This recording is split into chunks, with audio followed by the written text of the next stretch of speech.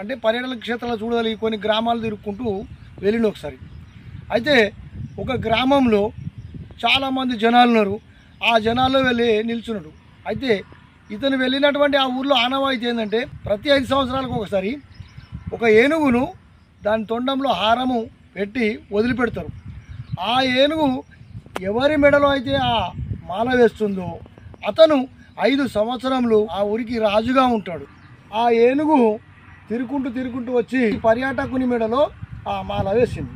అప్పుడు ఆ ఊరి వాళ్ళందరూ ఒక 4 పెద్ద మనుషులు వచ్చి ఈ 5 సంవత్సరముల తర్వాత నిన్ను కొన్ని కోసుల దూరంలో ఒక మొసళ్ళు మరియు తిమింగలంలో ఉన్నటువంటి నదిలో నిన్ను పారేస్తాం.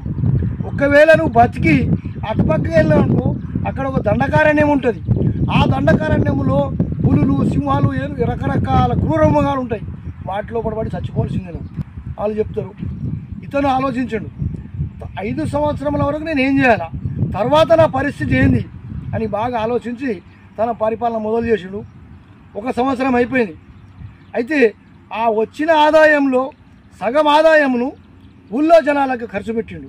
మిగతా సగంతో ఆ నదిపై వంతెనను నిర్మించాడు. ఇక 2వ సంవత్సరం మళ్ళీ సగం జనాలకు ఖర్చు పెట్టిండు.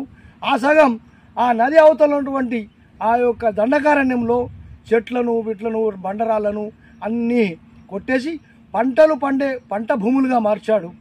ఇక 3వ సంవత్సరంలో అక్కడ చుట్టుపక్కల వేరే ప్రాంతం వాళ్ళు అక్కడికి వచ్చి ఆ ప్రాంతాన్ని చూసి అక్కడ వ్యవసాయం చేయడం, సేద్యం చేయడము, ఇల్లు కట్టుకోవడం వాళ్ళు ప్రారంభించారు. 4వ సంవత్సరం లోపల ఇతడు తన కొరకు కూడా మంచి భవంతి నిర్మాణం చేసుకున్నాడు. అయితే 5 సంవత్సరాలు అయిపోయింది.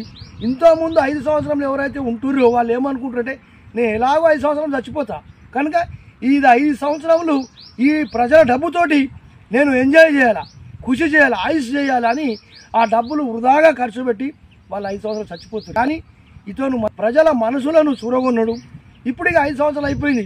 వీళ్ళందరూ బాధపడుతూ ఇతను వీడుకోలు చెప్పడానికి ఆ నది వరకు వెళ్తారన్నమాట జనాలందరూ. ఇతను పక్కన ఉన్న పూల్ పైన ఎక్కి అందరికీ టాటా బాయ్ బాయ్ చెప్తూ వెళ్ళిపోతున్నాడు. మానవ జన్మెత్తిన ప్రతి వాడు కూడా పర్యాటకుడే. ఆ నదే భవసాగరము. ఆ భవసాగరం పైన భక్తి, జ్ఞానము మరియు ప్రజలపైన ఉన్న ప్రేమ, అనురాగంతో నిన్ను నీవు ఒక పూల్ నిర్మించుకుంటే నీకు భగవంతుడు వచ్చే జన్మలో కానీ ఈ జన్మలోనే నీకు మోక్షం కలిగిస్తాడు.